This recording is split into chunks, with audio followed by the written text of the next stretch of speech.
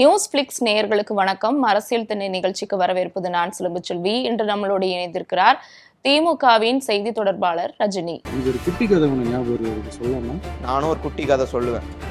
இன்னைக்கு இந்த நாட்டில் ஒரு பெண்ணும் 2 குழந்தைகளும், அந்த பெண் தன் கணவரை காணவில்லை என்றும் 2 குழந்தைகள் தன்னுடைய அப்பாவை காணவில்லை என்றும் தேடிக்கொண்டிருக்கிறார்கள். அப்பா சட்டமன்றத்தில் இல்லாமல் போகலாம், ஆனால் மக்கள் மனதிலே என்றைக்கும் நீங்க இடம் பிடித்திருப்பவர் எங்கள் அப்பா. உங்க அப்பா எங்கதான் இருப்பாருன்னு சொன்னாங்க, அதான் தேடிக்கிட்டு இருக்கேன். எங்க உங்க அப்பாவையா காணோம்? எங்கே காணோம்? உங்க அப்பாவை காணோம் இதை சொல்லி இருக்கிறார். அப்பா அங்க தேடாதீங்க, மக்கள் மனசுல பயந்து இருக்கிறான். அது பார்ட்டி ஃபண்ட பேசுறதுக்கு விஜய்க்கு என்ன தகுதி இருக்குது? ஊழலை பத்தி பேச விஜய்க்கு தகுதி இருக்கா?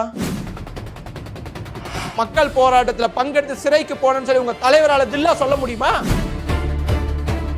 லாட்டரி பணத்தை செலவு பண்ணி தான் இவர் ஆட்சிக்கு வந்திருக்கிறாரு சொல்லி திமுக சொல்றதுக்கு எவ்வளவு நேரம் ஆகும்? உங்களால ஆட்சி செய்ய முடியலன்னா ரிசைன் பண்ணிட்டு போங்க. அன்பானந்தம் ஒருத்தர் தான் நாளைக்கு 1 லட்சம் பேர் பேச ஆரம்பிப்பான். அந்த 1 லட்சம் பேர் உங்களால தெம்பு இருந்தா திராணி தான் சிறையில போடு.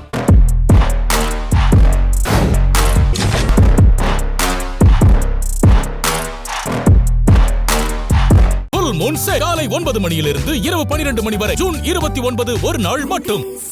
டயா பூஸ்டர் சுகரை கண்ட்ரோல் பண்ணும், உங்க ஆரோக்கியத்தை மீட்டு தரும். சர்க்கரையை கட்டுப்படுத்துறதுக்கான எளிமையான வழிமுறை, இயற்கையான வழிமுறை. அனைத்து மருந்து கடைகளிலும் கிடைக்கும். வணக்கம். வணக்கம்.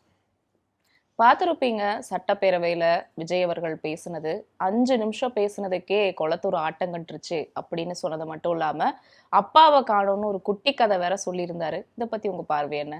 பேரறிஞர் அண்ணா காலத்திலிருந்து தலைவர் கலைஞர் இது அவருடைய காலம் எம்ஜிஆர் காலமாக இருக்கட்டும், அம்மையார் ஜெயலலிதா காலமாக இருக்கட்டும், சட்டமன்றத்தை பார்த்த எங்கள் கண்ணுக்கு இன்னைக்கு சினிமா ஷூட்டிங் ஸ்பாட்டை சட்டமன்றத்தில் பார்க்கறதுக்கு மிகவும் வேதனையாக இருக்குது, மிகவும் அவமானமாக இருக்குது. தமிழ்நாடு தலைகுனியாது என்று ஒரு தலைவர் சொன்னார். இன்றைக்கு தமிழ்நாடு சட்டமன்றத்திலே தலைகுனிந்திருக்கிறது இவருடைய செயலால் என்று சொல்லுவதற்கு மிகவும் மனது வருத்தம் அளிக்கிறது. ஒரு சட்டமன்றத்தில் எப்படி பேசணும், எதை பற்றி பேசணும், மக்களை பற்றி, மக்களுடைய பிரச்சனைகளை பற்றி பேசணும், அதுக்கு தான் சட்டமன்றம். வாயை திறங்கன்னு சொன்னோம், உடனே வாயை திறந்துட்டாரு பார்த்தீங்களா அப்படின்னு சொல்கிறதுக்கு ஒன்றுமே கிடையாது. எதுக்கு வாயை திறந்தீங்க? சினிமா டைலாக் பேசுறதுக்கு. மக்களுடைய பிரச்சனைகள் தெளிவாக சொன்னோம். 107 சட்டமன்ற உறுப்பினர்களில் ஒருவராக இருக்கக்கூடிய ஸ்ரீவைகுண்டம் சட்டமன்ற உறுப்பினர் ஒரு பாலியல் வழக்கில் சிக்கியிருக்கிறாரு. அவரை பற்றி ஏதாவது நடவடிக்கை எடுக்கப்பட்டிருக்கிறதா? ஆலந்தூர் பகுதி செயலாளர் ஒரு வழக்கில் சிக்கியிருக்கிறாரு. ஒரு பெண்ணுக்கு பாலியல் தொந்தரவு தந்திருக்கிறாரு. அவர் மீது என்ன நடவடிக்கை எடுக்கப்பட்டிருக்கிறது? சேலத்தை சார்ந்த மணிகண்டன் 50 பெண்களை வீடியோ எடுத்து வைத்து மிரட்டி இருக்கிறார். அவன் தாவேகா நிர்வாகி. இவர் மீது என்ன நடவடிக்கை எடுக்கப்பட்டிருக்கிறது? விவசாயிகள் போராடி கொண்டிருக்கிறார்கள், செவிலியர்கள் போராடி கொண்டிருக்கிறார்கள். போராட்ட களமாக தமிழ்நாடு மாறி வருகிறது. போராட்ட களமாக தமிழ்நாடு மாறினாலும் சரி, நான் வாயை திறந்து சினிமா டைலாக் தான் பேசுவேன்னு சொல்லிட்டு இன்றைய முதலமைச்சர் சினிமா டைலாக் பேசியிருக்கார். கொளத்தூர்ல 5 நிமிஷம் பேசுனதுக்கே ஆடிடுச்சு.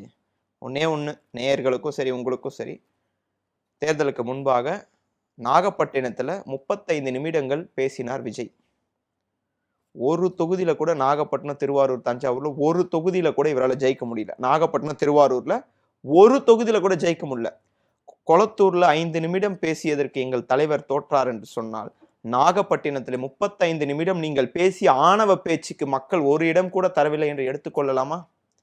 5 நிமிடம் பேசினோம், கொளத்தூர் ஆட்டம் கண்டது அப்படின்லாம் சொல்றீங்களே. அப்பா எங்கன்னு தேடி பார்க்குறீங்களே. அப்பாவை காணோம்னு சொல்றீங்களே. நானும் ஒரு குட்டி கதை சொல்லுவேன். இன்னைக்கு இந்த நாட்டில் ஒரு பெண்ணும் 2 குழந்தைகளும், அந்த பெண் தன் கணவரை காணவில்லை என்றும் 2 குழந்தைகள் தன்னுடைய அப்பாவை காணவில்லை என்றும் தேடிக்கொண்டிருக்கிறார்கள். தேடிக்கொண்டிருக்கக்கூடிய பிள்ளைக்கும் மனைவிக்கும் அவர்தான் உங்க அப்பா என்று சொல்லுவதற்கு கூட யாரும் இல்லாத நிலையிலே அவர்கள் தவித்து கொண்டிருக்கிறார்கள் என்று சத்தியமா யாரையும் குறிப்பிட்டு சொல்ல. இதுவும் ஒரு குட்டி கதை தான். இதை நீங்க குட்டி கதையை குட்டியாவே பாருங்க. இது ஒரு குட்டி கதை தான், நான் யாரையும் குறிப்பிட்டு சொல்ல. இது போன்ற ஒரு குட்டி கதைகளை திமுகவுக்கும் சொல்ல தெரியும். குட்டி கதைகளை பேசிவிட்டு அப்பா எங்கன்னு சொல்லுகிற விஜய் அவர்களுக்கு நான் சொல்லுகிறேன், அப்பா எங்க இருக்கிறார் தெரியுமா? கலைஞர் மகளிர் உரிமை தொகை 1000 ரூபாய் பெண்கள் பெற்றுக்கொண்டிருக்கக்கூடிய இந்த நாட்டுல, இலவசமாக மகளிர்கள் பேருந்து பயணத்தை மேற்கொள்ளக்கூடிய இந்த நாட்டுல, தமிழ் புதல்வன், புதுமை பெண் திட்டம், நான் முதல்வன் திட்டம், இப்படிப்பட்ட திட்டங்கள் தமிழ்நாட்டிலே உங்கள் ஆட்சியில ஒரு திட்டத்தை கூட கை வைக்க முடியாத அளவிற்கு திட்டத்தை தீட்டி வைத்து கொண்டு சென்றிருக்கிறாரே, அந்த திட்டங்கள் இருக்கும் வரையில் அந்த திட்டங்களால் அப்பா வாழ்ந்து கொண்டிருக்கிறார். அப்பா சட்டமன்றத்தில் இல்லாமல் போகலாம், ஆனால் மக்கள் மனதிலே என்றைக்கும் நீங்கா இடம் பிடித்திருப்பவர் எங்கள் அப்பா. அதனால நக்கல் நையாண்டி ஒரு சட்டமன்ற மாண்புக்கு எதிராக சைகை காட்டுறது, இன்னைக்கு உங்களுக்கு ஆதரவு சொன்ன இடதுசாரிகளே உங்களை இதெல்லாம் செஞ்சது தேவையில்லாத ஒண்ணு, இது நீங்க செஞ்சது அவமானம்னு சொல்லி அவங்க உங்களுக்கு அறிவுரை சொல்லி கொண்டிருக்கிறார்கள். இந்த மாண்பை மீறி இருக்கிறார். மாண்பை பாதுகாக்க வேண்டும் என்று நேற்றைக்கு விடுதலை சிறுத்தைகள் கட்சியினுடைய தலைவர் அண்ணன் தொல் திருமாவளவன் சொல்லிக்கிறார். இன்னைக்கும் இது கம்யூனிஸ்ட் தலைவர்களா சொல்லியிருக்கிறாங்க. உங்களுக்கு ஆதரவு தந்த கட்சிகளே நீங்கள் செய்த செய்கையை ஏற்றுக்கொள்ளவில்லை. இதனால நீங்க இப்போ பேசும்போது சொன்னீங்க, சினிமால இருக்கிற மாதிரியே இங்க வசனம் பேசுறாரு, சினிமால இருந்து வந்தவர் அப்படின்னு சொல்றீங்க. அவர் சினிமால இருந்து வாந்தவரா இருந்தாலுமே மக்கள் மனசு மூலியமா ஆட்சியை பிடிச்சிருக்காருன்னு சட்டசபையில விஜய் பேசுறாரு. மக்கள் மனசு மூலியமா ஆட்சியை பிடிச்சாரு அப்படி இல்லைன்னு நான் ஏத்துக்கவே மாட்டேன். வாங்க, நிறைய குழந்தைங்க கிட்ட நானே கூப்பிட்டு போறேன். நான் தான் எங்க அப்பா அம்மா கிட்ட சொன்னேன், ஓட்டு போட சொன்னேன், ஓட்டு போட்டாங்க.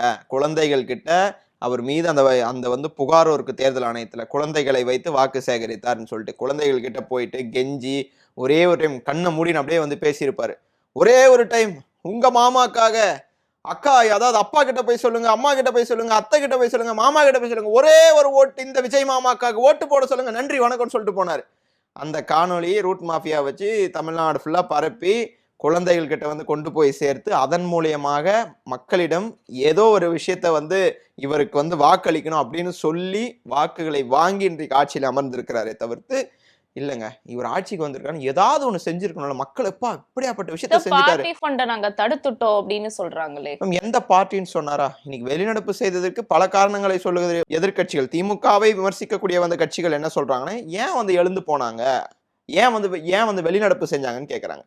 நாங்க முதல்வர் விஜய் அவர்கள் பேசுவதை அமைதியாக தான் கேட்டுக்கொண்டு இருந்தோம். பார்ட்டி ஃபண்ட், டாஸ்மாக்ல இருந்து வர பார்ட்டி ஃபண்டு அப்படின்னு சொல்லிட்டு ஒரு வார்த்தையை சொல்றாரு. நாங்க என்ன கேட்டோம், பார்ட்டி ஃபண்டுன்னு சொல்றீங்க, எந்த கட்சின்னு சொல்லணும்ல, 19 ரூபா சொல்லிடக்கூடாதுல்ல. சரி, அப்போ அதிமுக திமுக ரெண்டுத்தையும் சொல்றாருன்னு எடுத்துக்கலாம். 2016 இருந்து 2021 வரைக்கும் பள்ளிக்கல்வித்துறை அமைச்சராக இருந்து அந்த பார்ட்டி ஃபண்டை வாங்கிய KA செங்கோட்டையன் இப்ப எங்க இருக்காரு? அப்ப நீங்க யாரை வச்சுட்டு, யாரை பக்கத்துல வச்சுட்டு பார்ட்டி ஃபண்டை பேசுறீங்க? அப்ப பார்ட்டி ஃபண்டை பேசுறதுக்கு விஜய்க்கு என்ன தகுதி இருக்குது? ஊழலை பத்தி பேச விஜய்க்கு தகுதி இருக்கா? இல்ல. நீங்க உடனே சொல்லுவீங்க, ஏன் விஜய்க்கு தகுதி இருக்குங்க, அவர்லாம் ஊழல் ஏதோ செய்யலையேன்னு சொல்லிட்டு. திமுக காரர்களை நீங்க வரிசையா எடுத்து பாருங்க. யாரும் குற்றம் சாட்டப்பட்டு குற்றம் நிரூபிக்கப்பட்டு ஃபைன்லாம் யாரும் கட்டல. விஜய் அவர்கள் அரசியலுக்கு வருவதற்கு முன்பாகவே புலிப்படத்துல வருமானத்தை மறைத்ததாக குற்றம் சாட்டப்பட்டு அது மேல்முறையீடு போய் அது கரெக்ட் தான், நீங்க ஃபைன் கட்டி ஆகணும்னு 1.5 crores ஃபைனா பே பண்ண நபர் இன்றைய முதலமைச்சர் விஜய் அவர்கள். இவருக்கு ஊழலை பத்தி பேச என்ன தகுதி இருக்குது? வருமானத்தை மறைச்சிருக்காரு, கருப்பு பணத்தை பதுக்கி இருக்கிறாரு, அதுதான் குற்றச்சாட்டு. இப்படிப்பட்ட குற்றச்சாட்டுகளை பெற்றுவிட்டு இன்றைக்கு விஜய் அவர்கள் டைலாக் பேசுகிறார் என்று சொன்னால், எப்பயுமே ஒன்று சொல்லுவாங்க பழமொழி, தன் முதுக திரும்பி பார்க்கணும், அப்பதான் அடுத்தவங்க முதுக பார்க்கணும். அவரு அடுத்தவங்க முதுக பார்க்கிறாரு, அடுத்தவங்க இதெல்லாம் செய்திருக்கிறாங்க, நீங்க என்ன செஞ்சிருக்கீங்க? நீங்க கரம்படியாத கரமா? நீங்க அப்படியே கரத்துல எதுவுமே கிடையாதுங்க, நான் சுத்தமான கை, புனிதமான கை, புனிதமானவர் தான் வந்திருக்கு அப்படின்னு நீங்க சொல்லலாமா? நீங்க ஏதோ ஒரு அமைச்சர், அவர் ஏதோ ஓட்டு போட்டு மக்கள் அவரை தேர்ந்தெடுத்துட்டாங்க, அடுத்து அமைச்சர் ஆயிட்டாருன்னு சொல்லி அந்த அமைச்சர் பேசுறாரு. உதயநிதி நான் சுதந்திர போராட்ட தியாகியான்னு பேசுறாரு. எங்கள் கட்சியை சார்ந்தவங்களாம் வேற மாதிரிலாம் ரிப்ளை கொடுத்துருக்காங்க. இல்லை, நான் ஒண்ணு கேட்குறேன், அவரு சுதந்திர போராட்ட தியாகியான்னு கேட்குறவங்க நீங்க, அவங்க அப்பா தியாகி, தாத்தா தியாகி, அவங்க குடும்பத்துல இருக்கிறவங்க நிறைய தியாகம் பண்ணிட்டு வந்திருக்கிறாங்க, சிறைக்கு போயிருக்கிறாங்க. உன் தலைவர் ஒரே போராட்டத்துல பங்கெடுத்துன்னு ஒரு டைம் சிறைக்கு போயிருக்காரா? ஒரே முறையாவது சிறைக்கு போயிருக்காரா? மக்கள் போராட்டத்துல பங்கெடுத்து சிறைக்கு போனேன்னு சொல்லி உங்க தலைவரால தில்லா சொல்ல முடியுமா? எங்க தலைவர் சொல்லுவாரு, எங்களுடைய தலைவர் கலைஞர் அவர்கள் சிறைக்கு போயிருக்கிறாரு, தண்டவாளத்துல தலை வைத்து படித்தவர் எங்க தலைவர். அப்படிப்பட்ட தலைவரை கொண்ட இயக்கம் இது. நீங்க அண்ணன் உதயநிதியை பார்த்து நேற்று பெய்த மழை இன்றைக்கு முளைத்த காளான் நீங்க நீங்க சொல்றீங்க எங்க தலைவரையும் எங்களுடைய சின்னவரையும் பார்த்துட்டு சுதந்திர போராட்ட தியாகியான்னு. உங்க கட்சியில ஆள் பிடிச்சிட்டு அந்த கட்சியில இருந்து ஒரு ஆள் இந்த கட்சியில இருந்து ஒரு ஆளுன்னு தூக்கி வச்சுட்டு நாங்க வந்து தீய சக்திகள் எடுத்து எல்லாரையும் கூட்டு வந்து இங்க வச்சுட்டு நாங்க புனித சக்தின்னு சொல்றத தமிழ்நாடே பார்த்து நிக்குது. இன்னைக்கு அதே அமைச்சர் போய் லைன்ல நிக்கிறாரு பாத்தீங்களா அமைச்சர், எவ்வளவு பெரிய மாற்றம், லைன்ல நிக்கிறாரு. அதாவது முறுக்க போய் பாக்குறாரு. முறுக்கு வந்து மேனுஃபேக்சர் டேட் 15ஆம் தேதியா? 15ஆம் தேதின்னு எப்படி தெரியுது? அப்ப நீங்க சுடுறப்ப போய் பார்த்தாதான் தெரியும். இதெல்லாம் ஒரு கேள்வியா? இப்படிப்பட்ட ஒரு அமைச்சர் நாங்க கேட்கறது குறுக்கிடவே இல்லை என்று நேற்று முன்தினம் வந்து பேசியிருக்கிறாங்க. அதாவது எதிர்க்கட்சி தலைவர் பேசுறப்ப குறுக்கீடே செய்யல, நீங்க ஏன் முதல்வர் பேசுறப்ப குறுக்கீடு செய்யறீங்கன்னு மேம் தமிழ்நாடே பார்த்துச்சு. இங்க எதிர்க்கட்சி தலைவர் பேசுறப்போ எழுந்து நின்று குறுக்கிட்டு அமைச்சர்கள் பேசினாங்க. முதலமைச்சர் பேசுறப்ப அமைதியா இருந்தோம், நாங்க எதுவுமே பேசல. நாங்க கேட்ட கேள்வி பார்ட்டி ஃபண்டுன்றீங்க, எந்த பார்ட்டின்னு சொல்லுங்க, திமுகன்னு சொல்றீங்களா, ஆதாரத்தை காட்டுங்க. நீங்க ஒரு முதலமைச்சர், ஆதாரம் இல்லாத ஜெகதீஷ் எழுதி கொடுத்த ஸ்கிரிப்டை வச்சு பேசுறதுக்கு நீங்க சாதாரண ஆள் கிடையாது. நீங்க ஒரு முதலமைச்சர்னா ஆதாரத்தோட பேசணும். பார்ட்டி ஃபண்ட் இந்த கட்சி இவ்வளவு வாங்கியிருக்கு அப்படின்னு நீங்க சொல்லணும். எழுந்து நின்று நாங்களும் லாட்ரி பணத்தை செலவு பண்ணி தான் இவர் ஆட்சிக்கு வந்திருக்கிறாரு சொல்லி திமுக சொல்றதுக்கு எவ்வளவு நேரம் ஆகும்? சரி, இப்போ நீங்க பேசுனதுல இருந்து என்ன தெரிய வருதுன்னா, விஜய் அரசியல் ரீதியா சில விஷயங்கள் பேசியிருக்காரு. அதை பத்தி தாவேக தொண்டர்கள் வைரல் பண்ணாம அவரு சில சைகை சில ஆக்ஷன்லாம் பண்ணாரு, அதை வைரல் பண்ணிட்டு இருக்காங்க. சோ முழுக்க ஒரு அரசியலற்ற கூட்டத்தை தான் இந்த தாவேக உருவாக்கிட்டு இருக்குன்னு எடுத்துக்கலாமா? அவங்க எதையோ வைரல் பண்ணிட்டோம், வைரல் பண்ணாத போட்டோம் மேம். அவங்க என்ன வைரல் பண்ணாலும் எங்களுக்கு பிரச்சனை இல்லை. மக்கள் பிரச்சனையா அவர் பேச தவற விட்டார். ஸ்ரீவைகுண்டம் சட்டமன்ற உறுப்பினர் மேல என்ன நடவடிக்கை எடுக்கப்பட்டிருக்கிறது? நாங்க கேட்கறது வேலிடான கொஸ்டின். எவ்வளோ பாலியல் குற்றங்கள், போக்சோ சிறுமிகளுக்கு பாலியல் குற்றங்கள் நடைபெறுது. நீங்க வந்தப்போ சொன்னீங்க உங்களை மாமாவா இருந்து காப்பேன், நான் உங்களை பாதுகாப்பேன் அப்படின்னு சொன்னா 45 நாள் ஆயிடுச்சுங்க, இதெல்லாம் குற்றம் நடக்குதுங்கன்னா அதுக்கும் திமுக ஆட்சியை குற்றம் சாட்டுறீங்கன்னா, ஒருவேளை திமுக தான் ஆளுது அப்படின்னு நீங்க வந்து நினைச்சிருந்தீங்கன்னா ரிசைன் பண்ணிட்டு போங்க. இவ்வளவு குற்றங்களுக்கு காரணம் திமுகனா அப்போ உங்க மனசுக்கே தெரியும் திமுக தான் ஆளுதுன்னு சொல்லி. இப்போ உங்களால ஆட்சி செய்ய முடியலன்னா ரிசைன் பண்ணிட்டு போங்க. சட்டசபை மட்டும் இல்லாம இதுக்கு முன்னாடி திருச்சி கிழக்கு நன்றி தெரிவிப்பு விழாலையும் பாஜகவை பத்தி எதுவுமே காட்டாம விமர்சனம் பண்ணல.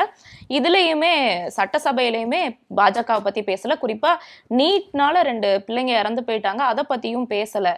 சோ பாஜகவை கண்டு பயந்து எங்கேயுமே பேசுறதுக்கு தவிர்க்கிறாரா விஜய்? கண்டிப்பா மேம், கண்டிப்பா. ஏன்னா சிபிஐ கேஸ் இருக்கு, 41 பேர் வழக்கு இருக்கு. அந்த வழக்குல ஏதாவது நம்ம ஃபேவரா இருந்தாதான் எங்க ஆட்சி நடத்த முடியும். இல்ல 41 பேருக்கு காரணம் விஜய்னு நியூஸ் வந்துச்சுன்னா தமிழ்நாட்டு மக்கள் என்ன பண்ணுவாங்கன்னா வெளிப்படையா சொல்ல விரும்பல, அதெல்லாம் பண்ணுவாங்க. அதனால அவர் அந்த அச்சத்தின் காரணமாக பிஜேபியின் கைக்கூலியாக மாறிவிட்டார். காங்கிரஸ் ஏதோ புனித சக்தியாக அவர் கூட வச்சுருக்கிறாரு நினைக்காதீங்க. 107 கவுண்ட் குறையுது, அந்த கவுண்ட்டுக்காக கூட வச்சுருக்கிறாரே தவிர்த்து பிஜேபி ஒரு உத்தரவிட்டால் காங்கிரஸை எப்போது வேண்டாலும் கழட்டி விட தயாராக இருக்கிறார். அதை காங்கிரஸ் ஃபர்ஸ்ட் உணர்ந்தனும். திமுக பக்கம் வர முடியாது. தாவேக்கா வந்து கழட்டி விட்டுச்சுன்னா தனியாக நிற்கணும். தனியாக நின்று 40 தொகுதி வருகிற நாடாளுமன்ற தேர்தலில் காங்கிரஸ் நின்னா டெபாசிட் இல்லை, டெபாசிட்டுக்கு கீழே கூட வாக்கு வாங்க முடியாது. அந்த நிலைமைக்கு காங்கிரஸ் தள்ளப்படும். பாஜக தாவேக்கா கூட்டணி உறுதியாகும் என்று அவர்கள் செய்கின்ற செயல்களை பார்த்தால் தெரிகிறது. அதே போல எங்கள் தலைவரை பற்றி தோத்துட்டாரு அப்படின்னு சொல்லிலாம் பேசியிருக்காரு. அது உள்ளபடியே எங்களுக்கு பார்க்குறப்ப வெற்றி தோல்வி யாருக்குனாலும் சகஜம். அப்படியேப்பட்ட மேயர் ஜெயலலிதா தோற்கவில்லையா, காமராஜர் தோற்கவில்லையா, எல்லாரும் வெற்றி தோல்வியை சந்தித்து விட்டு தான் வாழ்க்கையில வர வேணும். ஏன்னா நீங்களானா சரி, நானாலும் சரி, நான் ஒரு இதுல வெற்றி அடைகிறேன் என்று சொன்னால் மறு விஷயத்துல தோல்வி அடையணும். ஏன்னா வெற்றி தோல்வி என்பது மாறி மாறி வரும். இதுதான் நம்முடைய வாழ்க்கை. அப்போ நீங்க ஒரு தோல்வியை வைத்து நீங்க பேசுறீங்க அப்படின்னா, நீங்க படம் நடிச்சிருந்தீங்க, எத்தனையோ படம் ஃப்ளாப் ஆயிருக்கும். இப்போ ஃப்ளாப் ஆனால் படம் நடிக்கிட்டே விட்டு போயிட்டு இருப்பீங்களா? ஃப்ளாப் ஆனால் அடுத்த படம் நடிக்காமல் போயிருப்பீங்களா? நான் உங்கள் ரீதியாக வரேன்.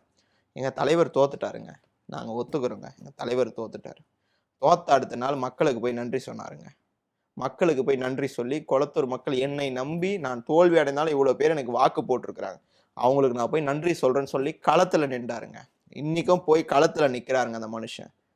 பெரம்பூர் தொகுதி உங்களை ஜெயிக்க வச்சுது ஒரே ஒரு முறை, ஜெயிச்சதுலேருந்து ஒரே ஒரு முறை, 45 நாள் அது ஒரே ஒரு முறை அந்த தொகுதிக்கு போய் நன்றி சொன்னாரா இவருக்கு பேசுறதுக்கு என்ன தகுதி இருக்குது? மக்களை பற்றி சிந்திக்காத ஒரு தலைவர், மக்களை பற்றி மக்களை கண்டு கொள்ளாத ஒரு தலைவர், தமிழ்நாட்டிலே நம்பர் 1 தொகுதியாக பெரம்பூர் பவர் கட்ல உருவாயிருக்குன்னு எதிர்கட்சி தலைவர் சொன்னாரு. அதற்கு பதில் கூட சொல்ல முடியாத ஒரு முதல்வர் இந்த நாட்டை ஆள்கிறார் என்று சொன்னால் கவலைப்பட வேண்டியது விஜய் அல்ல, மக்கள். அதே சமயம் சட்டசபையில விஜய் பேசும்போது என்ன சொன்னாருன்னா, இவங்க எக்கச்சக்கமான லட்சம் கோடிக்கணக்கான கடனை வாங்கி வச்சுட்டு போயிட்டாங்க, இது எல்லாத்தையும் நாங்க சரி பண்ணணும், இன்னும் எங்களுக்கு கொஞ்சம் டைம் கொடுங்க அப்படின்னு கேக்குறாரு. இதை எப்படி பார்க்கலாம்? வாக்குறுதி அளிக்கிறப்போ உங்களுக்கு தெரியும் எவ்வளோ கடன் இருக்குன்னு, எனக்கு தெரியும் எவ்வளோ கடன் இருக்குன்னு. நான் வந்து சின்ன ஒரு 10th படிக்கிற பையனுக்கு கூட சொன்னேன் இவ்வளோதான்ப்பா கடன் இருக்குன்னு. அந்த பையனுக்கும் தெரியும். தேர்தலுக்கு முன்பாக விஜய் அவர்கள் வாக்குறுதி கொடுப்பதற்கு முன்பாக வாக்குறுதி கொடுக்குறப்போ கோமா நிலையில் இருந்தார்களா? இவ்வளோ கடன் இருப்பது தெரியாமல், நான் பொதுவாக யாரையும் குறிப்பிட்டு ஒரு நபரை சொல்லலை, பொதுவாக சொல்கிறேன். அப்போது கடனே இப்போதான் உங்களுக்கு தெரியுது வெள்ளை அறிக்கை பார்த்துன்னா, வாக்குறுதி சொல்வதற்கு முன்பாக கோமா நிலையில் இருந்தார்களா? என்னுடைய கேள்வி சிம்பிள். இப்படி கோமா நிலையில் இல்லைங்க, நாங்கள் தெளிவாக தான் இருந்தோம் அப்படின்னா, அன்னைக்கு கடன் எவ்வளோன்னு தெரியாதா? கடன் அளவு தெரிஞ்சு எதுக்கு 2500 கொடுக்க போகிறோன்னு சொன்னீங்க? 6 சிலிண்டர் எதுக்கு வந்து கொடுக்க போகிறோன்னு சொன்னீங்க? விவசாயிகள் கடன் முழுமையாக தள்ளுபடின்னு எதுக்கு சொன்னீங்க? இப்ப கூட தாய்மாமன் சீருக்கு ஒரு வழி சொல்லியிருக்காரா, ஆனா இன்னும் 2500 ரூபாய்க்கு என்ன சொன்னாருன்னு தெரியல. அந்த தாய்மாமன் சீருக்கும் அவருக்கு ஆதரவு அளித்த அண்ணன் திருமாவளவன் அவர்கள் இது தேவையற்றதுன்னு நேற்றைக்கு ஒரு அறிக்கை விட்டிருக்கிறார். அது தேவையற்றது அப்படின்னு சொல்லிட்டு அவங்களுக்கு உள்ள இருக்கிறவங்களே அவங்க கொண்டு வர திட்டத்தை ஏத்துக்கல. இந்த நிலையில தான் இந்த அரசாங்கம் இருக்குது. அப்போ அவங்க கோச்சிக்கிட்டு எங்கடா வெளியே போயிட போறாங்க அப்படின்னு சொல்லி இழுத்து பிடிச்சி வச்சிருக்காங்க. This is a minority government. அதை ஃபர்ஸ்ட் விஜய் வந்து உணரணும். விஜய் ஸ்பீச்சில் எப்படி இருக்குன்னா, நான் 200 தொகுதியில் ஜெயிச்சுட்டேன், மக்கள்லாம் ஏன் பிறகுது அதே சொல்றாரு. நீங்க ஏதோ உங்க தயவுல அமுச்சு விட்டீங்கன்னு சொல்றீங்க, அதெல்லாம் இல்லை அப்படின்றாரு முதல்வர் விஜய் அவர்களே. உங்களுக்கு ஒரு சின்ன கால்குலேஷன் சொல்றேன். நீங்க மேத்தமெட்டிக்ஸ் இந்த 12th வரையும் படிச்சிருப்பீங்க. 107ல் நீங்க ஜெயிச்சிட்டீங்க. அப்போ உங்களுக்கு ஆதரவளித்த கட்சிகள் காங்கிரஸ், விசிகா, இது IUML, இடதுசாரிகள் வெளியிருந்து ஆதரவளிச்சாங்க. நான் சிம்பிளா ஒன்று சொல்லுவேன். காங்கிரஸுக்கு விழுந்த வாக்குகள் யாருடையது? தாவேகா வேண்டாம், அதிமுக வேண்டாம் அப்படின்னு முடிவெடுத்து காங்கிரஸுக்கு திமுக கூட்டணியில் இருக்கிற காரணத்தினால் அவர்களுக்கு வாக்கு விழுந்திருக்கு. அது திமுகவுக்கு விழுந்த வாக்குகள். விசிகா நிக்குது. அந்த விசிகா நிக்கிற தொகுதியில அதிமுக வேண்டாம், எங்களுக்கு தாவேகா வேண்டாம், எங்களுக்கு விசிகா வேண்டும், திமுக கூட்டணி வேண்டும் என்று திமுக கூட்டணிக்கு விழுந்த வாக்குகள். அப்போ யாருடைய தயவால் யாருடைய வாக்குகளை பெற்ற ஆட்சி இன்றைக்கு நடந்து கொண்டு இருக்கிறது? இது சிம்பிள். இதை வந்து நான் ஒரு 2வது படிக்கிற பையனுக்கு போய் சொன்னா கூட, அங்கிள் நீங்க சொல்றது சூப்பர் தான், இதுதான் அங்கிள் கரெக்ட் ஆன்சர். 2வது படிக்கிற பையனுக்கு தெரிகிற கால்குலேஷன் கூட இன்றைய முதல்வருக்கு தெரியவில்லையே என்று வருத்தமாக இருக்கிறது. ஆனா அதே சமயம் அவங்க கிளவரா தானே இருக்காங்க. இப்போ சிட்டிங் எம்எல்ஏக்களை ரிசைன் பண்ண வச்சு, தாவைக்களை இணைய வச்சு வரக்கூடிய தேர்தலை ஃபேஸ் பண்றதுக்கு ரெடியா தானே இருக்காங்க. சிட்டிங் எம்எல்ஏவை ரிசைன் பண்ண வச்சு யார் மேம் ரிசைன் பண்ண வச்சது அப்படின்னு சில பேச்சுகள் வந்துச்சு. குதிரை பேரம் நடந்துச்சு அப்படின்னு. குதிரை பேரம் நடக்கிறதுக்கு பெருமைப்படக்கூடாது, அசிங்கப்படணும், தலை குனியணும். குதிரை பேரம் என்பது it is not a lawful action. அது வந்து சட்டத்துக்கு உட்பட்டது கிடையாது. நீங்க குதிரை பேரம் நடந்துருந்துச்சுன்னா, குதிரை பேரம்ன்றது ஒரு இல்லீகல் ஆக்டிவிட்டி. நீங்க அதையே வந்து நாங்க இதெல்லாம் சாதிச்சிட்டோம் அப்படின்னு நீங்க சொல்றீங்கன்னா, அந்த 5 தொகுதிகளில் மக்கள் தக்க பாடம் புகட்டுவார்கள். நாளை மறுநாள் கூட இது விஜயபாஸ்கர் சேருவதாக சொல்லுகிறார்கள். அவர்களுக்கெல்லாம் எவ்வளவு தொகை பரிமாறப்பட்டது, எவ்வளவு தொகை கொடுத்து அவர்கள் வாங்கப்பட்டார்கள், ஒரு கட்சிக்கு 21 நாட்கள்ல அந்த வாக்களிச்ச மக்களுக்கு ஒரு துரோகத்தை செய்து அந்த சட்டமன்ற உறுப்பினர்கள் அவங்க ரிசைன் பண்ணியிருக்காங்கன்னா, மறுபடியும் அவர்கள் மக்கள் முன்னால் போய் நிற்கும் போது மக்கள் அவர்களுக்கு தக்க பாடம் புகட்டுவார்கள். மு.க. ஸ்டாலின் அவர்கள் சட்டசபையில இனிமே வர்றதுக்கு வாய்ப்பு இருக்கு, அந்த அப்பாவை நீங்க சட்டசபையில பாப்பீங்க அப்படின்னு பேசுன மாதிரி சில செய்திகளும் சர்க்குலேட் ஆயிட்டு இருக்கு. இது உண்மைதானா? கலைஞர் தான் மேம் அப்பப்போ சொல்லுவாரு, வீரன் சாவதே இல்லை, கோழை வாழ்வதே இல்லை அப்படின்னு சொல்லிட்டு அவருடைய ஒரு பொன்மொழி இருக்கு. ஒரு முறை தோற்றுவிட்டால் சட்டமன்றத்திற்கு போக முடியாது என்று நினைத்திருந்தால் அம்மையார் ஜெயலலிதா அவர்கள் 1996 OS கார்டனிலே ஓய்வெடுத்திருப்பார். அதே போல தேர்தலிலே தோற்றவர்கள் அனைவரும் அவள் தான் தோற்றுவிட்டோம், நம்மளுடைய வாழ்க்கையே முடிஞ்சது அப்படின்னு சொல்லி போயிருந்தா அடுத்தடுத்த தேர்தல்களிலே அவர்கள் வெற்றி பெற்றிருக்க மாட்டார்கள். எங்களுடைய தலைவர், கழக தலைவர் முத்துவேல் கருணாநிதி ஸ்டாலின் அவர்கள் எலக்டாரல் பாலிடிக்ஸ்க்காக வந்த தலைவர் அல்ல. உங்களைப் போல ஒரு மக்களுக்காக தலைவர்.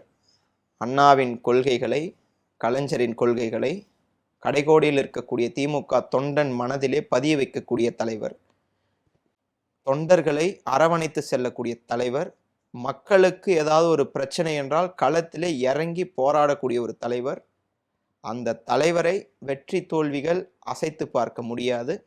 வெற்றி அவர் இன்றைக்கு தோற்றுவிட்டார். ஆனால் இன்றைக்கும் மக்கள் பணியிலே அவர் தொய்வில்லாமல் தினம் தினம் மக்களை சந்தித்து கொண்டிருக்கிறார், மக்களோடு வாழ்ந்து கொண்டிருக்கிறார். மக்கள் பணி செய்யாமல் அவரால் ஒரு நாள் கூட இருக்க முடியாது. நீங்க வெற்றி பெற்றால்தான் மக்கள் பணியா அப்படி என்று கேட்டால் இல்லை. திமுக ஒரு பிரதான கட்சி. இது வந்து திமுக 75 ஆண்டு கால ஆலமரம். இன்னைக்கு இன்னொன்னு சொல்றேன், அவருடைய அரசியல் எக்ஸ்பீரியன்ஸ், அவருடைய அரசியல் அனுபவம் கூட விஜயனுடைய வயசு இல்லை. அவருடைய அரசியல் அனுபவம் 60 ஆண்டு கால இது அரசியல் அனுபவம். விஜய் அவருக்கு வயது 52. அவருடைய அரசியல் அனுபவத்தை விட 8 ஆண்டுகள் குறைவா அவருடைய வயசு. அப்போது அப்படிப்பட்ட ஒரு தலைவனை ஒரு தொகுதியிலே நம்ம தோக்கடிச்சிட்டோம், சட்டமன்றத்தில் அப்படி இல்லை அப்படின்னா மக்கள் மனசுல இருக்காரு. நேற்று கூட பாண்டிச்சேரி போயிருக்காரு. மக்கள் வழிநடுங்கள மீண்டும் நீங்க வரணும், மீண்டும் வரணும் அப்படின்னு சொல்லிட்டு ஆர்ப்பரித்த மக்கள் நீங்க தான் வரணும், திரும்பி வரணும்னு சொல்லிட்டு அப்படிப்பட்ட ஒரு தலைவனை தேடி மக்கள் வந்து செல்கிறார்கள் என்று சொன்னால், விஜய் போன்ற அதாவது திடீர்னு ஒரு தலைவர் வராரு, திடீர்னு ஒரு முதல்வர் வராரு, அவருக்கெல்லாம் வீழ்ச்சி ஈஸியா கிடைச்சிரும். ஆனா இப்படிப்பட்ட ஒரு தலைவருக்கு வீழ்ச்சி என்பது என்றைக்குமே கிடையாது. அப்படிப்பட்ட ஒரு தலைவர் தான் முத்துவேல் கருணாநிதி ஸ்டாலின் என்பதை தாவேகாவினர் உணர வேண்டும். முதல்வர் விஜயும் முடிந்தால் இந்த காணொலி அவர் பார்த்தால் என்றால் அவரும் உணர வேண்டும். ஏன்னா இப்படிப்பட்ட தலைவனை இழிவாக சட்டமன்றத்திலே பேசுவது, சைகை காட்டுவது, அந்த சைகை வந்து உள்ளபடியா மாண்பு இல்லை. நீங்க வந்து சட்டமன்ற சைகாம நாளைக்கு வேற யாராவது எதிரில் இருக்க சட்டமன்ற உறுப்பினர்கள் வேற ஏதாவது சைகை காட்டுவாங்க. உங்களுக்கு இப்போ நிறைய சைகைக்கு வந்து கண்டென்ட்லாம் வந்துருச்சு. முந்தினேத்து நைட்டு 7 மணிக்கு பார்த்த நிறைய கண்டென்ட்லாம் கொடுத்துருக்காங்க. அதனால நிறைய கண்டென்ட் இருக்கு, நிறைய வச்சு நிறைய பேர் கேக் வச்சு கூட அதுக்கப்புறம் கண்டென்ட் போடலாம். அதனால சொல்றேன். தொடர்ந்து இப்போ திமுகவை சேர்ந்த ஏவா வேலு அவர்கள் வீட்டுல கூட தமிழ்நாடு அரசு சார்பா ஏதோ ரைடு போயிட்டு இருக்கிறதா, அதுக்கு முன்னாள் முதலமைச்சர் மு க ஸ்டாலின் அவர்கள் ட்வீட் கூட போட்டிருந்தாரு. இதை பத்தி உங்க பார்வை என்ன? பொதுவாக அன்றைக்கு அம்மையார் ஜெயலலிதா அவர்கள் ஆட்சிக்கு 2001 வந்தப்போ இரவோடு இரவாக எங்கள் தலைவர் கலைஞர் அவர்களை கைது செய்தார்கள். இரவோடு இரவாக. பொதுவாக ஆளுங்கட்சியாக மாறும்போது, எதிர்கட்சியாக இருந்தபோது இது வைத்திருக்க வன்மத்தை ஆளுங்கட்சியாக வந்தபோது காட்டுவார்கள். இன்றைக்கு எதிர்கட்சினா என்னன்னே தெரியாத எடுத்தவொடனே ஆளுங்கட்சியாக அமர்ந்திருக்கிற முதல்வர் விஜய் அவர்கள் ஒரு காழ்ப்புணர்ச்சியோடு செயல்படுகிறார். அண்ணன் ஏவா வேலு அவர்கள் நேற்று முன்தினம் சட்டமன்றத்தில் இவர்களுக்கு எதிராக குரல் எழுப்பினார். தாவேகாவிற்கு எதிராக, தாவேகா அரசுக்கு எதிராக குரல் எழுப்பி பதில் சொன்னார். இந்த ரைடு நடந்திருக்குன்னு எடுத்துக்கலாம். திட்டமிட்டு தான் மேம் நடக்குது. திட்டமிட்டும் கரெக்டாக வந்து பார்த்தீங்கன்னா இந்த தேர்ஸ்டே ஃப்ரைடேல நடக்குது. ஏன்னா சாட்டர்டே சண்டே கோர்ட் லீவு. அதனால திட்டமிட்டு இந்த இந்த 2 நாட்களில் நடக்குதுன்னு சொன்னால் இதுக்கெல்லாம் அஞ்சுகிற இயக்கமா திமுக? மிஸ்ஸாவையே பார்த்துட்டோம், பல போராட்டங்களை பார்த்துட்டோம், சிறை நிரப்பக்கூடிய போராட்டங்களை பார்த்துட்டோம். நீங்கள் பொய் வழக்கு போட்டு எவ்வளவுதான் பண்ணாலும் இதுவரையில் வரலாற்றிலே குற்றம் சாட்டப்பட்டு வேர்டிக்ட் வந்து இவங்க குற்றவாளிகள் என்று நிரூபிக்கப்பட்டதாக வரலாறே கிடையாது. அதனால் இந்த மாதிரி புகார்கள் ஆளுங்கட்சியாக வந்த அதிமுக வந்த காலத்திலும் திமுக சந்தித்திருக்கிறது. இதற்கெல்லாம் அஞ்சக்கூடிய கழகம் திமுக அல்ல, திராவிட முன்னேற்ற கழகம் அல்ல. அதனால் இதெல்லாம் பல விஷயங்கள் பார்த்து தான் வந்திருக்கோம். அப்படிப்பட்ட ஒன்றிய அரசினுடைய இடி ரைடுக்கே அஞ்சாத இயக்கம் திமுக. உங்களுடைய லஞ்ச ஒழிப்புத்துறையை வச்சு நீங்கள் வந்து நடத்தப்படுகிற இந்த ரைடுக்கெல்லாம் அஞ்சி ஒடுங்குகிற இயக்கம் திமுக கிடையாது. இன்னைக்கு அண்ணன் ஏவா வேலு அவருடைய வீட்டில் ரைடு. எதுக்காக இந்த ரைடு அப்படின்னு பார்த்தீங்கன்னா, நடந்து முடிந்த சட்டமன்ற கூட்டத்தொடரில் செவ்வாய்க்கிழமை அன்னைக்கு உங்களை எதிர்த்து சட்டமன்றத்தில் முழக்கம் எழுப்பினார். அதற்காக அவர் முழக்கம் எழுப்பினார் என்ற ஒற்றை காரணத்திற்காக ஒரு புகாரை வந்து இது புதுசாக ரெடி பண்ணி அவர் ஏதோ ஒரு பெரிய குற்றம் சாட்டப்பட்டிருக்கிறாரு, பெரிய குற்றத்தை செஞ்சிருக்கிறாருன்னு சொல்லி அவர் வீட்டுக்கு காலிலேருந்து ரைடு. உள்ளே வந்து வழக்கறிஞர்களை கூட விடலை. தேர்தல் முடிவுகள் வந்த நாள்லேருந்து நான் ஏவா வேலு பார்க்குறேன். அவர் ஒன்று வருத்தப்பட்டு அமர்ந்த ஒரே ஒரு விஷயம், நான் தனிப்பட்ட விஷயமா நான் ஏவா வேலுகிட்ட பார்த்த ஒரு விஷயம், வெற்றி தோல்வி சகஜம்பா, வெற்றி தோல்வியை சந்திக்காத இயக்கம் எந்த இயக்கமும் இருக்க முடியாது. ஆனால் என் தலைவர் கொளத்தூரில் தோத்துட்டாரு, அதுதான் எனக்கு ரொம்ப வருத்தமாக இருக்குது. அவர் அதாவது மனம் வேதனைப்பட்டு அமர்ந்த ஒரே நிமிடம், அந்த ஒரே விஷயம் அன்னைக்கு மட்டும்தான் என் தலைவர் தோத்துட்டாரு அப்படின்னு சொல்லிட்டு.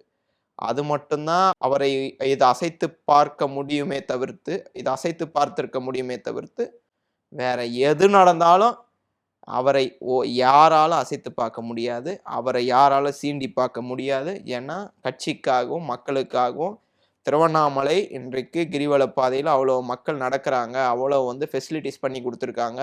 ஒரு 300 மீட்டருக்கு ஒரு 300 மீட்டர் வந்து டாய்லெட் வசதியாக இருக்கட்டும், கிரிவல பாதை போகிற மக்களுக்கு தங்கு தடையின்றி குடிநீராக இருக்கட்டும், பல வசதிகளை திருவண்ணாமலை மக்களுக்காக ஏற்பாடு செய்து தந்தவர். அவர் பொதுப்பணித்துறை அமைச்சராக இருந்த காலத்தில் எவ்வளோ பாலங்கள், எவ்வளோ மேம்பாலங்கள், எவ்வளவு வந்து பொதுப்பணித்துறையிலே பல சாதனைகளை படைத்திருக்கிறார். அப்படிப்பட்ட ஒருவரை இன்றைக்கு வீட்டில் வந்து ரைடு அமிச்சு அவரை ஏதாவது வந்து செஞ்சு பார்க்கலான்னு சொன்னால் அதற்கு அஞ்சுகிற இயக்கம் திமுக கிடையாது. திமுக எந்த காலத்திலும் யாருக்காகவும் அஞ்சாது என்பதை முதல்வர் விஜய் அவர்களுக்கு ஒரு சவாலாகவே விடுறேன். எதற்கெடுத்தாலும் திமுக மேல பழி போடக்கூடிய இந்த தாவேக அரசு கவர்மெண்ட்ல அமோனியா வாயு கசவால உயிரிழப்பு இன்னும் 11க்கு மேல அதிகமாயிடுச்சு. இதை பத்தி துறை சார்ந்த அமைச்சர்களோ அல்லது தாவேக அமைச்சர்களோ பதிலளிக்கல. முதல்வர் விஜய் கூட அதை பத்தி பெருசா சட்டசபையில பேசல. இதை நான் சொல்லணும்னு வந்து ஆசைப்படுறேன். அமோனியா அந்த வாயு கசிவால இறந்தப்போ சட்டமன்றத்துக்கு கேக் கொண்டு வராங்க அவருடைய பிறந்த நாளைக்கு வெட்டுறதுக்குன்னு. அமோனியாவால் இறந்துட்டாங்க, முதல்வர் கேக் வெட்ட மாட்டார், வருத்தத்தில் இருக்காருன்னு சொல்லி அதை திருப்பி அமிச்சாங்க. நேற்று பார்த்தேன். பார்த்துட்டு எனக்கு நானே சிரிச்சுக்கிட்டேன். இதுக்கு மேலே அதை சொல்ல விரும்பலை. அவர்கள் வீட்டுக்கு சென்று நேரடியாக சந்தித்து விஜய் அவர்கள் இது ஆதரவு சொல்ல வேண்டும். அட்லீஸ்ட் அமைச்சர்களாவது அவங்க இடத்துக்கு போயிட்டு ஆறுதல் சொன்ன மருத்துவமனைக்கு செல்லணும். யாருமே இதுவரையில் செல்லவில்லை என்று என்னால் பார்க்க முடிகிறது. இங்கேயே உட்காந்து ப்ரெஸ்ஸை பார்த்துனே இருந்துடுறாங்க. அவங்க களத்துக்கு போயிட்டு அவங்களுக்கு தேவையான வசதிகளை செஞ்சு கொடுக்கணும். முதல்வர் விஜய் அவர்கள் இதுவரையில் இரங்கல் செய்தி கூட வரலன்னு நினைக்கிறேன் நான். அதே மாதிரி நீட் தேர்வால் வந்து 4 பேர் ஒரு 3 நாட்கள் இறந்துருக்கிறாங்க.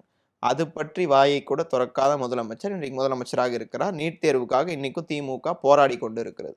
விஜயோட ஸ்டாண்ட் என்ன? ஒருவேளை பாஜகவிற்கு ஒத்து உதுவதாக இருந்து நீட் தேர்வை அப்படியே வந்து கண்டினியூ ஆகட்டும்னு விட போகிறாரா? கேட்டால் வந்து தாவேக்காரங்க சொல்கிறாங்க நீட் தேர்வுக்காக நிதி ஆயோக் கூடத்தில் போய் பேசிட்டு வந்துட்டாரு. சட்டமன்றத்தில் தீர்மானம் நிறைவேற்றப்பட்டு திமுக ஆட்சியில் நாங்கள் வந்து இது பண்ணி வச்சோம். அப்போ தாவேக்கா ஆட்சியில் நீட் தேர்வில் தாவேக்காவுடைய நிலைப்பாடு என்ன அப்படின்றத விஜய் அவர்கள் விளக்க வேண்டும். அவர் இன்றைக்கு நடிகர், அவர் தலைவர், அதையும் மீறி நமக்கு முதலமைச்சர். அவர் முதல்வர், அதாவது முதலமைச்சர் என்ற பொறுப்புணர்வோடு அவர் செயல்பட வேண்டும் என்பதுதான் எங்களுடைய விருப்பம். இப்போ நீங்க பார்த்திருப்பீங்க, மின்சாரத்துறை சார்ந்த வெள்ளை அறிக்கையை மின்துறை அமைச்சர் வெளியிட்டு வந்துட்டு இருக்காரு. இதுக்கு பின்னாடி என்ன காரணமா சொல்லப்படுதுன்னா, கொடுக்கப்பட்டு வந்துட்டு இருக்கக்கூடிய அந்த 200 யூனிட் ஃப்ரீயையும் கட் பண்றதுக்காக தான் இந்த வேலை பார்க்குறாங்க அப்படிங்கிற ஒரு குற்றச்சாட்டு வைக்கப்படுது. இதை பத்தி உங்க கருத்து என்ன? அதாவது திமுகவை தவிர்த்து எல்லா கட்சிக்கும் போயிட்டு வந்த சிறப்பு வாய்ந்தவர் அண்ணன் நிர்மல்குமார், சிடி நிர்மல்குமார் அவர்கள் பல கட்சிகளை தாவி தாவி இன்றைக்கு தாவேக்காவில் சேர்ந்து இன்னைக்கு மின்சாரத்துறை அமைச்சராக இருந்திருக்கிறார். அவருக்கு வாழ்த்துக்கள். கட்சி தாவந்து கிடையாது, மின்சாரத்துறை அமைச்சராக பதவியேற்றதற்கு. வெள்ளை அறிக்கை விடுறாரு. வெள்ளை அறிக்கை விடட்டும். வெள்ளை அறிக்கை விட்டு வெள்ளை அறிக்கை நாங்கள் விட்டுட்டு நாங்கள் அப்படியே திமுக ஆட்சியினுடைய ஊழலெல்லாம் வந்து வெளியே கொண்டு வருவோம்னு சொன்னாங்க. ஊழலை கொண்டு வர வேண்டும் என்ற ஒரு காரணத்திற்காக கொண்டு வரப்படுகிறதா, இல்லை இந்த 200 யூனிட் மின்சாரத்தை பறிப்பதற்காக கொண்டு வரப்படுகிறதா என்பதை தாவேக்கா விளக்க வேண்டும். மின்சாரத்துறை அமைச்சர் நிர்மல்குமார் விளக்க வேண்டும். நிர்மல்குமார் அவர் மீது அண்ணன் இது நயினார் நாகேந்திரன் ஒரு குற்றச்சாட்டை வச்சிருக்கார். அண்ணன் வெள்ளையறிக்கை விட்டுவிட்டு இதுக்கும் பதில் சொல்லணும். பெரும்பான்மை இல்லாதப்போ சிடி நிர்மல்குமார் யார் யாருக்கெல்லாம் ஃபோன் பண்ணி பேசினாரு அப்படின்ற ஆதாரத்தை நான் சொல்லட்டுமான்னு அண்ணன் இது நயினார் நாகேந்திரன் பாஜகவுடைய மாநில தலைவர் சொல்லியிருக்கிறாரு. அண்ணன் நிர்மல்குமாருக்கு ஒரே ஒரு வேண்டுகோள், வெள்ளையறிக்கை விட்டுருக்கீங்க, இது வாழ்த்துக்கள். நான் வந்து உங்களுக்கு கிளாப் கூட பண்ணிடுறேன். தயவு செய்து யார் யாருக்கு ஃபோன் பண்ணீங்கன்றத அறிவிப்பை நீங்களே வெளியிட்டா நல்லா இருக்கும். செங்கோட்டையன் சொல்றாரு நயினார் ஒரு காமெடி பீஸ், அவர் சொல்றதெல்லாம் சீரியஸா எடுத்துக்க முடியாதுன்னு. அந்த காமெடி பீஸோட இந்த காமெடி பீஸ் சேர்ந்து அதிமுகவில் டிராவல் பண்ணதை இந்த காமெடி பீஸ் மறந்துடுச்சா அப்படின்ற கேள்வியை யாருக்கு வைக்கணுமோ அவங்களுக்கு வைக்கிறேன். ஏன்னா இருவரும் ஒன்றாக அதிமுகவில் பயணித்தவர்கள். புரியுது. ஆனா இருந்தாலுமே நீங்க சொல்றது படி பார்த்தா பாஜக கிட்ட தாவேக்கா ஹெல்ப் கேட்டாங்க, அதை நயினார் நாகேந்திரன் வெளியே சொல்லியிருக்காரு.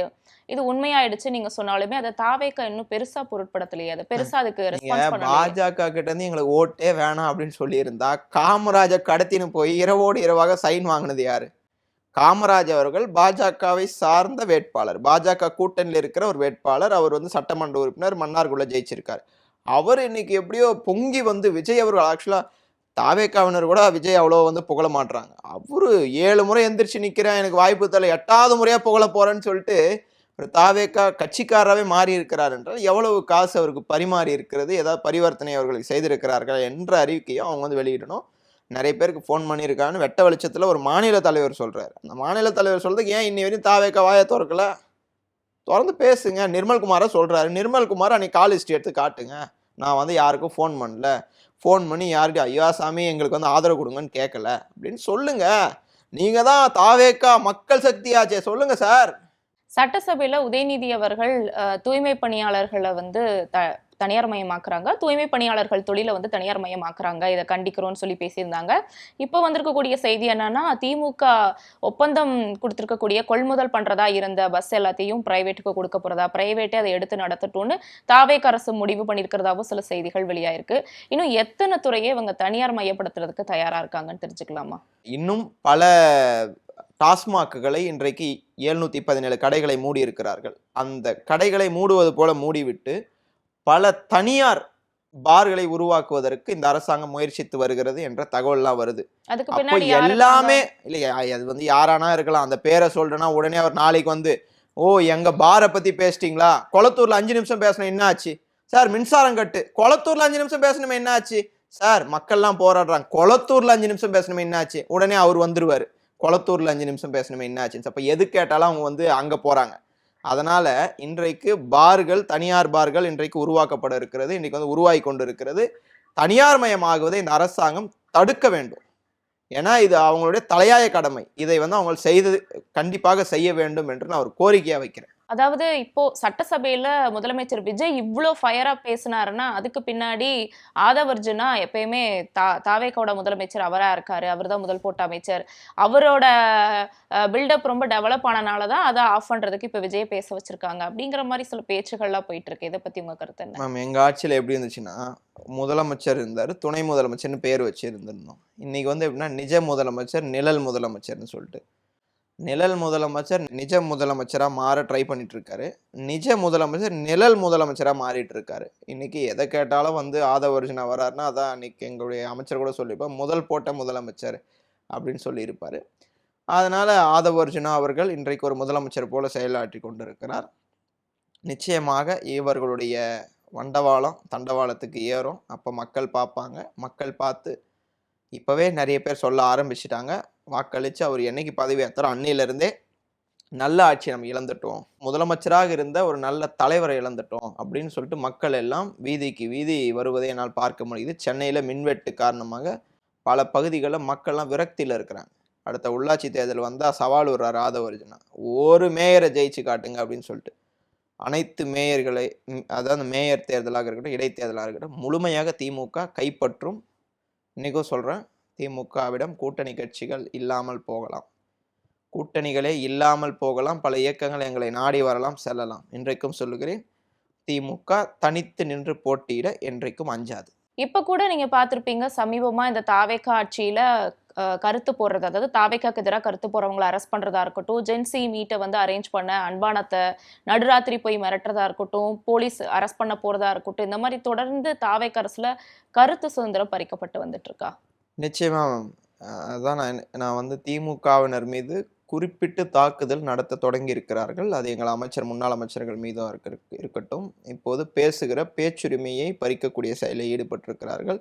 இன்றைக்கி நான் பேசிட்டு உங்களுக்கு இன்டர்வியூ தந்துட்டு போகிறேன்னா நாளைக்கு இந்த இன்டர்வியூ வச்சு கூட எனக்கு த்ரெட்டனிங் வரலாம். அந்த மாதிரி ஒரு பயத்தில் தான், அந்த மாதிரி ஒரு பயத்தில் தாவேக்காவினர் இருக்கலாம். திமுகவினரை பொறுத்தவரையிலே நான் பேசுறது தப்புன்னு சொல்லிட்டு என்னை கைது பண்ண வராங்க அப்படின்னு சொன்னால் நான் போய் ஆஜராகுவேன், கைது பண்ணிக்கோங்கன்னு சொல்லிட்டு. ஏன்னா திமுகவினரை பொறுத்தவரையிலே அஞ்சு ஓடி ஒழிகிற இயக்கம் திமுக கிடையாது, திமுக காரங்க கிடையாது. திமுக இருக்க கடைகோடி தொண்டன் கூட சிறையை கண்டு அஞ்ச மாட்டான். அதனால் கருத்துரிமைக்கும் பேச்சுரிமைக்கும் முக்கியத்துவம் தாங்க. உங்களை விமர்சனத்தை உங்களால் ஏற்றுக்க முடியல. அன்பானந்தம் என்ன பேசிட்டாரு, நீங்கள் பண்ண விஷயத்த அவர் பேசிட்டார்.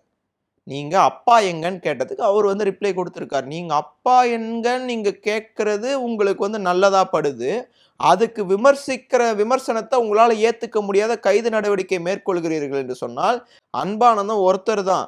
நாளைக்கு 1 லட்சம் பேர் பேச ஆரம்பிப்பான். அந்த 1 லட்சம் பேர் உங்களால் தெம்பு இருந்தால் திராணி தான் சிறையில் போடுங்க.